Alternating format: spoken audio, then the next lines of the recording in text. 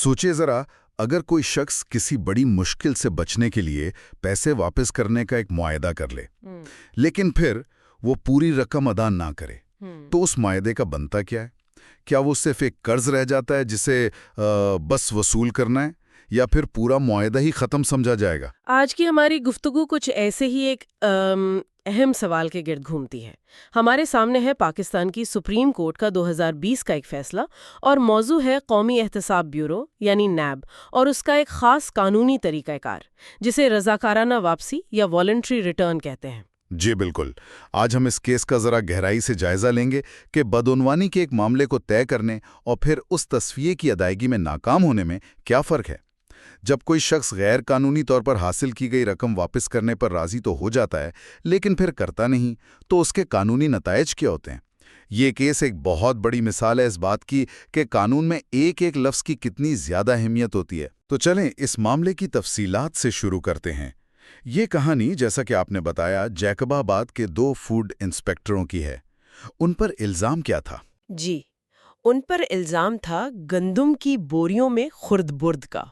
और ये कोई छोटी मोटी चोरी नहीं थी, ये करोड़ों रुपए मालियत की गंदम थी जो सरकारी गोदामों से गायब की गई थी। तो नैब ने जब तहकीकात शुरू की तो उन्होंने रज़ाकाराना वापसी का इंतखाब किया। अच्छा, यहीं पर थोड़ा रुकते हैं। ये रज़ाकाराना वापसी, ये है क्या चीज़ असल में?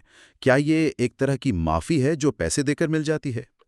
आप इसे इस तरह समझ सकती हैं, लेकिन कानून की जुबान में ये नैब ऑर्डिनेंस की शिक 25A के तहत एक सहूलत है। ये मुल्जिम के लिए एक ऑप्शन है कि बाकायदा तहकीकात की मंजूरी से पहले वो खुद पेश होकर जुर्म से हासिल किए गए असासे वापस करने की पेशकश करे। अगर नैब ये पेशकश कबूल कर ले और वो शख्स पूरी रकम जमा करवा दे, तो उसे इस मखसूस मामले में जिम्मेदारी से बरी कर दिया जाता है। यानी मुकदमा नहीं चलेगा? जी, मुकदमा नहीं चलेगा। तो उन्होंने एक मुआहदा कर लिया। जी नैब ने रकम का तयन किया होगा, ज़ाहिर है। जी, एक के लिए तकरीबन 1,96,00,000 और दूसरे के लिए कोई 2,98,00,000 रुपए तय हुए। उन्होंने पहली किस्त अदा भी की, लेकिन रुक गए। रुक गए। तकरीबन 2 साल तक बार बार नोटिस मिलने के बावजूद उन्होंने बाकी रकम अदा नहीं की। और यहीं से असल मसला शुरू होता है। नैब ने फिर क्या किया? नैब ने ज़ाहिर इंतज़ार करने के बाद उनका वीआर का तस्फिया मनसूख कर दिया और अपनी तहकीकात दोबारा शुरू कर दी। अच्छा। और दिलचस्प बात यह है कि जब नई तहकीकात हुई तो मज़ीद खुर्द-बुर्द का इंकशाफ हुआ। मतलब उनकी जो जिम्मेदारी की रकम थी वो असल से भी बढ़ गई। उसके बाद नैब ने उनके खिलाफ बाकायदा रेफरेंसेस दायर कर दिए। तो इस पर वो इंस्पेक्टर हाई कोर्ट चले गए? जी, वो हाई कोर्ट चले गए। और उनका मौक़िफ़ क्या था? उन्होंने क्या दलील दी? उनका मौक़िफ़ बड़ा दिलचस्प था। उन्होंने कहा कि नैब यूं ही पूरा केस दोबारा नहीं खोल सकता। उनकी दलील ये थी कि एक बार वीआर का मुआहदा हो जाए तो जो बकाया रकम है वो सिर्फ एक कर्ज रह जाती है। एक मिनट, ये दलील तो कुछ समझ में आती है। जैसे अगर कोई बैंक से गाड़ी लीज पर ले और कुछ किस्तें देकर डिफ़ॉल्ट कर जाए, तो बैंक बाकी पैसों के लिए कार्रवाई करता है। ये तो नहीं कहता कि मुआहदा हुआ ही नहीं था। तो यहाँ फ़र्क क्या था? आपने बहुत अच्छा नुक्ता उठाया है। उनके वुकला ने बिल्कुल यही दलील दी। उन्होंने कहा कि नैब का वाहिद रास्ता कानून की एक और शिक 33E का इस्तेमाल करना था, जिसके तहत बकाया रकम को बतौर बकाया जाते मालगुजारी यानी अरेयर्स ऑफ लैंड रेवेन्यू वसूल किया जा सकता था। बकाया जाते मालगुजारी का मतलब क्या है आसान लफ्ज़ों में? इसका मतलब है कि बकाया रकम को एक तस्लीमशुदा सरकारी कर्जे के तौर पर वसूल किया जाए, जैसे हुकूमत अपना टैक्स या ज़मीन का लगान वसूल करती है। इसके लिए नया मुकदमा दायर करने की ज़रूरत नहीं होती। तो उनके मुताबिक नैब को बस बकाया रकम वसूल करनी चाहिए थी। पूरा केस दोबारा खोलना गैर कानूनी था। बिल्कुल, और हाई कोर्ट ने उनकी ये बात मान भी ली। ओह!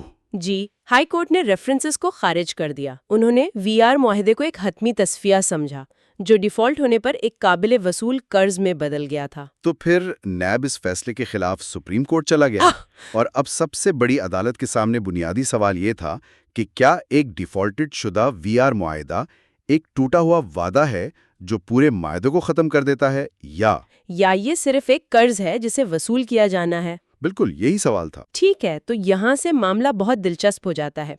سپریم کورٹ نے اس گتھی کو کیسے سلجھایا؟ دیکھیں، سپریم کورٹ نے قانون کے الفاظ پر بہت گہری نظر ڈالی۔ ہم عدالت کا پورا تجزیہ رضاکارانہ واپسی یعنی وی آر اور اسی قانون کے تحت ایک دوسرا آپشن پلی بارگیننگ یعنی پی بی کے درمیان فرق پر مبنی تھا۔ اچھا، ان دونوں میں کیا فرق ہے؟ سننے میں تو ایک جیسے لگتے ہیں، بظاہر ایک جیسے ہیں، لیکن قانونی زبان میں زمین آسمان کا فرق ہے، اور فرق صرف ایک لفظ کا تھا۔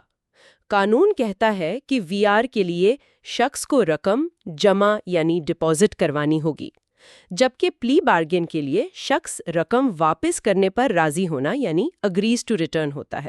ایک منٹ، جمع کروانا اور واپس کرنے پر راضی ہونا، مجھے یہ بات تھوڑی عجیب لگ رہی ہے۔ عملی طور پر ان میں کیا فرق ہے؟ کیا واقعی اتنے چھوٹے سے فرق پر پورا کیس گھوم گیا؟ جی، اور یہ قانون کی خوبصورتی بھی ہے اور اس کی پیچیدگی بھی۔ سپریم کورٹ نے وضاحت کی کہ یہ صرف الفاظ کا ہیر پھیر نہیں ہے۔ جمع کروانا ایک شرط ہے، ایک پری کنڈیشن۔ وی آر ایک یک طرفہ رضاکارانہ واپسی کی سہولت ہے۔ یہ کوئی دو طرفہ معاہدہ نہیں ہے جس پر گفت و شنید ہو سکے۔ اچھا، یہ ایک پیشکش ہے، اگر تم یہ پوری رقم جمع کروا دو تو ہم کارروائی روک دیں گے۔ جب تک پوری رقم جمع نہیں ہوتی، معاہدہ مکمل ہی نہیں ہوتا، جزوی ادائیگی سے شرط پوری نہیں ہوتی۔ اچھا، تو یہ ایک طرح سے یوں سمجھیں کہ کیش آن ڈیلیوری جیسا معاملہ ہے۔ جب تک پورے پیسے نہیں ملتے، سودا پکا نہیں ہوتا۔ بالکل صحیح مثال دی آپ نے۔ اس کے برعکس پلی بارگین ایک باقاعدہ معاہدہ ہے، ایک سودا ہے۔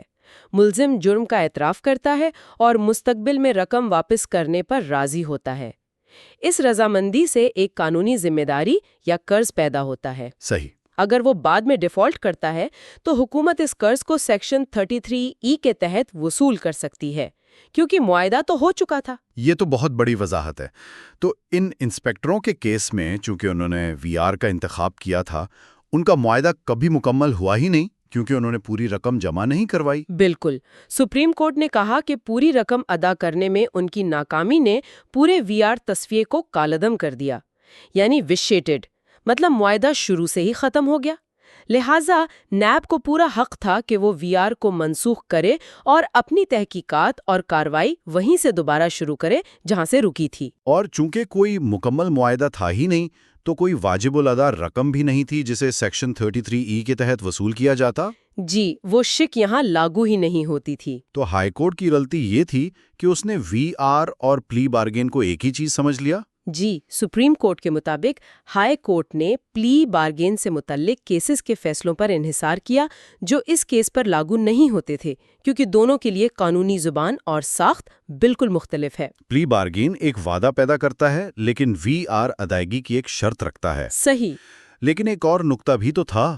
انسپیکٹروں کے وکلا نے یہ دلیل بھی دی تھی کہ اصل وی آر معاہدے میں قسطوں کی کوئی آخری تاریخ مقرر نہیں تھی۔ یہ تو ایک جائز نقطہ لگتا ہے۔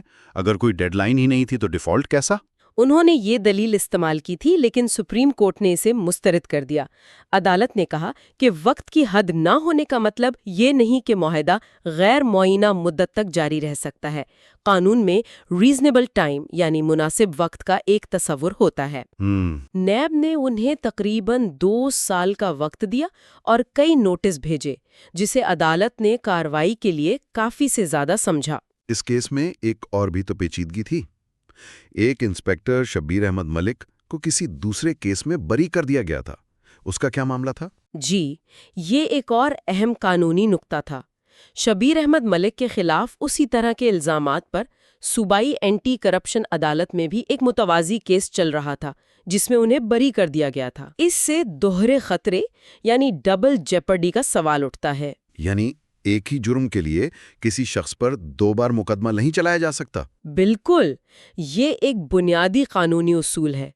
ان کے وکیل نے یہ دلیل دی کہ چونکہ انہیں ایک عدالت نے بری کر دیا ہے تو نیب کا اسی معاملے پر دوبارہ ریفرنس چلانا غیر قانونی ہے۔ اور یہ اصول بہت اہم ہے کسی بھی شخص کو بار بار کی قانونی کارروائی سے بچانے کے لیے۔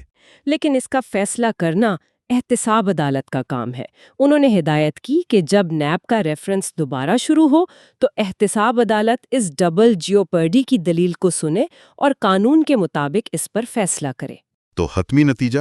سپریم کورٹ کے فیصلے کا مطلب تھا کہ ہائی کورٹ کا حکم منسوخ ہو گیا؟ منسوخ ہو گیا اور ان دونوں انسپکٹروں کے خلاف نیب کے ریفرنسز بحال ہو گئے۔ انہیں واپس احتساب عدالت جا کر مقدمے کا سامنا کرنا پڑا۔ جی، وہ واپس وہیں پہنچ گئے جہاں سے انہوں نے یہ پوری قانونی جنگ شروع کی تھی۔ تو پیسے واپس کرنے کا ایک سیدھا سادہ نظر آنے والا معاہدہ قانون کے الفاظ کی باریکیوں پر ایک پیچیدہ قانونی سبق بن گیا۔